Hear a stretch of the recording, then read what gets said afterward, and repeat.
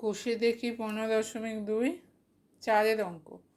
ত্রিভুজ এবিসি সমদ্বিবাহু ত্রিভুজের সমান বাহু দুটির প্রত্যেকটির দৈর্ঘ্য হচ্ছে 10 সেমি এবং ভূমির দৈর্ঘ্য 4 সেমি।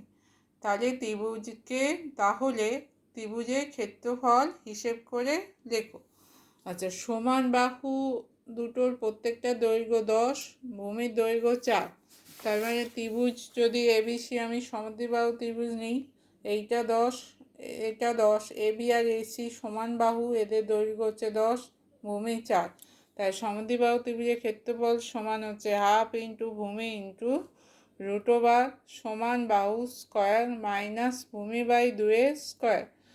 হাফ ইন্টু ভূমি হচ্ছে 4 গুণিতক সমান বাহু হচ্ছে 10 স্কোয়ার মাইনাস ভূমি বাই 2, ভূমি হচ্ছে 4/2 স্কোয়ার সমান হচ্ছে 2 স্কোয়ার, এখানে কত হবে 4, 10 স্কোয়ার 100, তাহলে 2 দিয়ে 4কে কাটলে 2 গুণিতক √, 100 মাইনাস 4 সমান 96।